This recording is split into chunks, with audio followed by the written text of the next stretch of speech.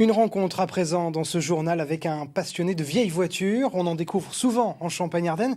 Eh bien, celui-ci est installé dans l'Aube et il passe son temps, en temps normal bien sûr, entre Troyes et les États-Unis. C'est là-bas qu'il chine et développe sa passion pour les vieilles autos et motos américaines. Clément Meunier et Olivia Garrett l'ont rencontré. Arnaud Marie est ce qu'on appelle un passionné. Dans son garage de l'Aube, trône près de 30 Harley-Davidson, arrivés tout droit des États-Unis.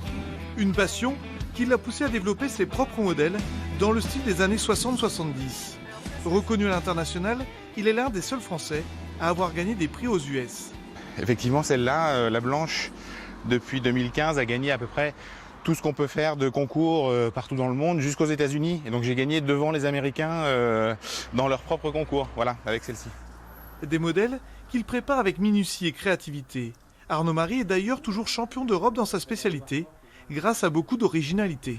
Celle-ci a été faite sur le thème du flipper. Donc il y a une reproduction d'un très vieux flipper de la fin des années 60 dessus en peinture. Plusieurs accessoires de flipper qui sont détournés pour l'agrémenter. Et effectivement, j'ai gagné l'année dernière, au mois de janvier, le dernier événement qu'on a pu faire avant malheureusement le Covid bien connu de tous, qui est assimilé au championnat d'Europe, donc à Vérone en Italie. Des motos et des autos made in US. Hors Covid, Arnaud passe près de 4 mois par an, outre-Atlantique, à dénicher des pépites, comme cette Ford Ranchero de 73, au style Starsky et Hutch.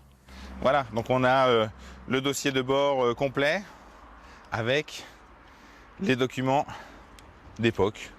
Donc la facture de vente de 1973, l'ensemble des documents d'époque. Donc c'est un petit peu le fondement de cette passion, de ce métier, de faire un petit peu chasseur de trésors.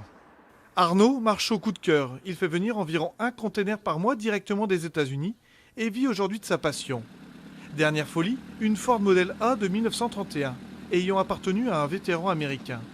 Entièrement rénové, il fait même des courses avec et voit sa vie avec beaucoup de plaisir.